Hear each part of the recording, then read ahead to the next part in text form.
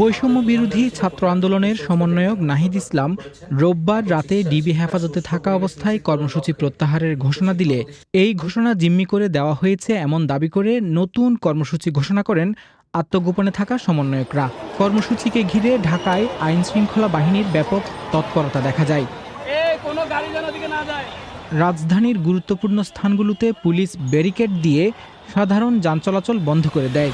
কোথাও কোথাও মানুষের মোবাইল ফোন নিয়ে পরীক্ষা করতেও দেখা গেছে আইনশৃঙ্খলা বাহিনীকে। পার্সোনাল ফোন চেঞ্জ করছে যে গ্যালারিতে কোনো মানে আতঙ্কজনক কোনো ইনফরমেশন আছে কিনা, সেজন্য আমরা কলেজে গেছিলাম ওই যে আমার মানে ফ্যামিলি মেম্বার, ওদেরকে ভর্তি করানোর জন্য।